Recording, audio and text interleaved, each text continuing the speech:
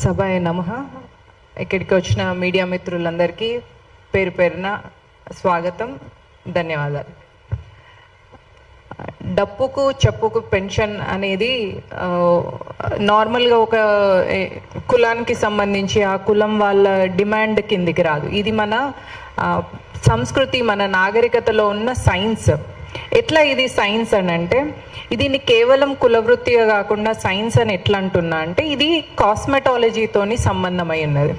ఎట్లా అంటే ఒక స్కిన్, మన ఏదైనా యానిమల్ స్కిన్ మీద కింద 7 లేయర్స్ ఉంటాయి. ఆ లేయర్స్ నుంచి కేవలం చర్మాన్ని తీయాలి అంటే ఎట్లాంటి ప్రిసైజ్ సీజర్ వాడాలి, ఎట్లాంటి ప్రిసైజ్ కత్తి వాడాలి అనేది అది విజ్ఞానానికి సంబంధించింది. కాబట్టి అంత వైజ్ఞానికమైంది, అంత ఈజీగా, అంత స్మార్ట్గా, షార్ప్గా చేయగలడం అనేది అదొక కళ కిందికే వస్తుంది, నో డౌట్. ఎందుకంటే మనం కూడా ఇప్పుడు చూస్తే కాస్మెటాలజీ అనే స్కిన్కి సంబంధించిన దీన్ని ప్లాస్టిక్ సర్జరీ అని చెప్తుంటాం మనం. ఆ ప్లాస్టిక్ సర్జరీ అల్లు అరవింద్ కానీ, మనం సినిమాలలో చూస్తున్న వీళ్ళు అల్లు అర్జున్, రామ్ చరణ్, వీళ్ళు సినిమాలలో కొత్తగా వచ్చినప్పుడు ఉన్న ఇప్పటికీ చాలా చేంజ్ ఉంది. అంటే వాళ్ళు సిజర్స్ కిందికి వెళ్ళిండ్రు అని చెప్తారు. అంటే కట్టింగ్ అవుతుంది. కాస్మెటిక్ సర్జరీ చేయడానికి శరీరంలో వేరే చోట ఉన్న స్కిన్ని, ముక్కును ప్లాస్టిక్ సర్జరీ చేస్తారు. ఇప్పుడు మనం సినిమాలో శ్రీదేవిని చూస్తే ఆమె వచ్చిన కొత్తలో ఒకలా ఉంటుంది, తర్వాత ఒకలా. అంటే ఆ కట్టింగ్ చేసి శరీరంలో ఇంకొక చోటు నుంచి చర్మాన్ని అక్కడ అతికించడము అనేది అది ఎంత సైన్స్. దాన్ని భారతదేశంలో అది ఫస్ట్ ఉండింది. దీనికి మనకు బ్రిటిష్ లైబ్రరీలో కర్నల్ క్రూట్ అనే ఒక బ్రిటిష్ ఆఫీసర్ డైరీలో చదివిన నేను. ఇప్పటికి కూడా బ్రిటన్ లైబ్రరీలో ఉంది ఆ డైరీ. అయితే హైదర్ అలీ 17th సెంచరీలో ఆయన టైంలో బ్రిటిష్ ఆఫీసర్ కర్నల్ క్రూట్ ఊరికే ఆయన రాజ్యంలోకి వచ్చి అక్కడున్న మహిళల్ని కానీ, వీక్ పీపుల్ని కానీ ఊరికే ఎక్స్ప్లాయిట్ చేస్తున్నాడని రాజు అతన్ని పిలిపించి అతని ముక్కు కోసిండు అనమాట. అయితే మన జాతి, మన సంస్కృతి, మన సాంప్రదాయాలలో ముక్కు కోయడం అనేది అవమానం కిందికే వస్తుంది. ఈవెన్ శూర్పణఖ కూడా మనం ముక్కు కోసినది మనం మన ఇతిహాసాలలో చూస్తున్నాం. అయితే అట్లా హైదర్ అలీ రాజ్యంలో కర్నల్ క్రూట్ ముక్కు కోసి పంపించేసినాక గుర్రం ఇచ్చి వెళ్ళిపోమంటే ఆ ముక్కు చేతిలో పట్టుకొని అతను వెళ్తుంటే దారిలో ఒక నాయి బ్రాహ్మణ వ్యక్తి కనిపించి, నీకు ముక్కు ఏమైంది అని అడిగితే, రాయి తగిలి ఇట్లా అయింది, దెబ్బ తగిలింది అంటే అతను అన్నాడంట, అది దెబ్బ తగిలింది కాదు, ఎవరో కోసింది, కత్తితోనే కోసిండ్రు అని కూడా చెప్పిండట. చెప్తే అప్పుడు చెప్పిండట, హైదర్ అలీ ఇట్లా నేను వాళ్ళ రాజ్యంలో ఊరికే దండయాత్ర చేస్తున్నా అని దొరకబట్టిన తర్వాత ముక్కు కోసి పంపించేసినంటే అప్పుడు ఆ నాయి బ్రాహ్మణ కులవృత్తి అతను అన్నాడంట, మా సంస్కృతిలో ముక్కు కోయడం అంటే అవమానించినట్టే, చంపేసిన దానికంటే కూడా ఇంకా నీచమైంది. మా రాజు అట్లా చేసినా కూడా నువ్వు బాధలో ఉన్నావు కాబట్టి నీ బాధని నేను క్లియర్ చేస్తా అని ఆ ముక్కును అతను సర్జరీ చేసి కుట్టి పంపించేసిండట. ఈ విషయాన్ని కర్నల్ క్రూట్ 72 పేజీల అంత శాంతంగా రాసిండు ఆ డైరీలో. అయితే ఈ విషయాన్ని రాసి ఆయన అక్కడికి వెళ్ళి బ్రిటన్ లైబ్రరీలో పెట్టడమే కాకుండా లండన్ పార్లమెంట్లో కూడా ఈ విషయం గురించి డిస్కషన్ జరిగింది. భారతదేశం మనం అనుకున్నట్టుగా అనాగరిక దేశం కాదు. అక్కడ సంపదను మాత్రమే మనం కొల్లగొడుతున్నాం, కానీ వాళ్ళ దగ్గర ప్రతి ఒక్క కులంలో కూడా ఎంతో సైన్స్ అండ్ చేతి వృత్తిలో ఇంత గొప్ప కళ ఉంది వాళ్ళ చేతిలో. దాన్ని మనం ఎప్పటికీ కొల్లగొట్టలేము అని చెప్పిండు.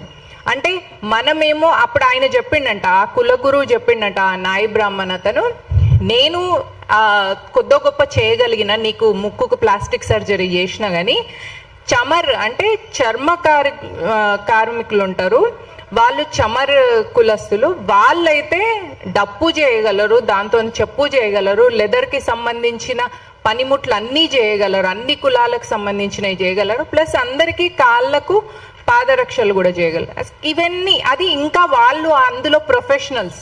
అంటే నేను బేసిక్గా నీకు ప్లాస్టిక్ సర్జరీ చేసి ముక్కును అతకబెట్టినా కానీ వాళ్ళు అందులో ఎక్స్పర్ట్స్ అని చెప్పినాను. సో ప్రపంచానికి కాస్మెటాలజీని, ప్లాస్టిక్ సర్జరీ అనే సైన్స్ని అందించింది మన నాగరికతలో ఉన్న చమర్ అండ్ ఈ చర్మకారులు. కాబట్టి దీన్ని ప్రభుత్వం గుర్తించి పెన్షన్ ఇవ్వడము అనేది దాన్ని నైతిక బాధ్యతగా తీసుకొని ఇప్పటికే ఇవ్వాల్సింది. కానీ స్వతంత్రం వచ్చినాక ఇన్ని సంవత్సరాల దాకా ఇప్పటికి కూడా మాదిగ సమాజం డిమాండ్ చేస్తున్నా కూడా ఇవ్వకపోవడము అనేది నిజంగా బాధపడాల్సిన విషయం. రెండు, మాదిగ సమాజం కూడా మన నాగరికతతోని మన సంస్కృతి సాంప్రదాయాలతోని డీప్ రూటెడ్ కనెక్షన్ ఎట్లా ఉంది అంటే, ఒక విడదీసి వేరేగా చేయడము లేదా వివక్ష అనేది కాకుండా అది ఒక భయంకరమైన విషయం. అయితే రెండో విషయం మన నాగరికతతోని రిలేటెడ్ ఎట్లా ఉంటుంది అంటే, ఎప్పటికి కనెక్షన్ ఉంది అంటే, పార్వతీదేవి సతీదేవిగా ఉన్నప్పుడు పరమేశ్వరుడు దక్ష ప్రజాపతి యజ్ఞంకి వెళ్తా అంటే వద్దు అని అంటే సతీదేవి కోపం వచ్చి ఆమె 10 దిక్కుల నుంచి శివుడిని బంధిస్తుందట. నువ్వు నన్ను ఎట్లా పోవద్దంటావు మా నాన్న చేస్తున్న యజ్ఞానికి. అందులో 9వ విద్యగా అంటే 10 దిక్కులుగా 8 దిక్కులు అష్టదిక్కులుగా అయిపోను పైన కింద. సో ఇట్లా 10 సైడ్స్లో బ్లాక్ చేసి 9th మహావిద్య పేరే మాతంగి అమ్మవారు అంటారు. తంత్రశాస్త్రంలో మాతంగి అమ్మవారికి చాలా విశిష్టమైన ప్రాధాన్యత ఉంది. అది వాడుక భాషలో మనం రాజశ్యామల హోమం అని అందరూ రాజకీయ నాయకులు చేస్తుండేది.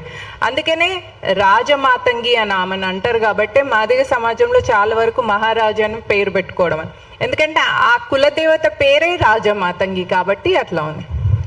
దాని నుంచే వచ్చిందే మాదిగ. ఆమె పేరుతోనే మాతంగి కాబట్టి మా నుంచి మాదిగ అని వచ్చింది.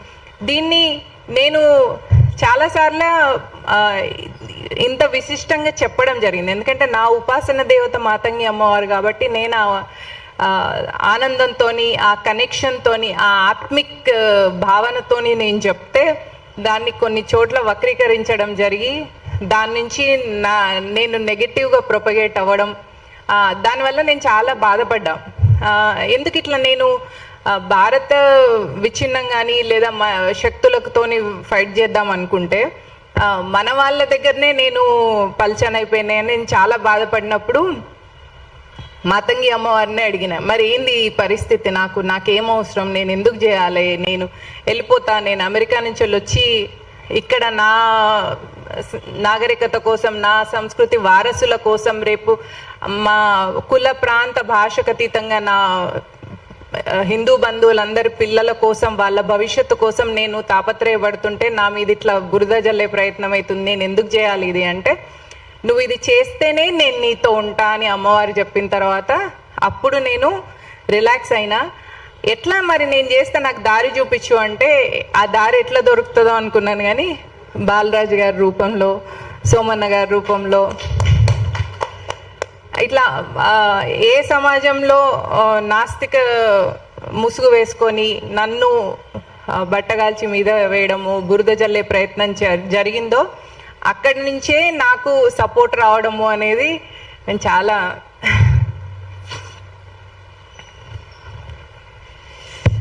అంటే ఇప్పుడేం ఏడుపు రావట్లేదు, కానీ అప్పుడు చాలా బాధ అనిపించింది. ఇప్పుడు హ్యాపీగా అనిపిస్తుంది, ఎందుకంటే ఎక్కడ పోయిందో అక్కడే వెతుక్కోవాలి అన్నట్టుగా. ఎక్కడైతే నన్ను ఓన్ చేసుకోలేదో అని నేను బాధపడ్డానో ఇప్పుడు సోమన్న గారు కానీ బాలరాజు గారు కానీ వీళ్ళందరూ నన్ను ఓన్ చేసుకోవడం, వాళ్ళ ఫ్యామిలీలో మెంబర్గా నన్ను చూడడం అనేది నా పూర్వజన్మ సుకృతంగా నేను భావిస్తున్నాను. ఆ ఉపాసన దేవత, నా ఉపాసన దేవత, మన ఉపాసన దేవత మాతంగి అమ్మవారి ఆశీస్సులు మనందరి మీద ఉండాలని, మన దేశం మీద ఉండాలని, మన నాగరికత 1000 సంవత్సరాల నుంచి ఉంది, ఇంకా 1000 సంవత్సరాలు ఉండాలని, మన పిల్లలు గర్వంగా ఈ నాగరికతకు వారసులుగా, ఈ జాతికి వారసులుగా జీవించాలని, దానికి మనందరం తాపత్రయపడాలి అని, పని చేయాలని నేను ఆశిస్తూ ఈ అవకాశం ఇచ్చిన బాలరాజు గారికి నా హృదయపూర్వక ధన్యవాదాలు.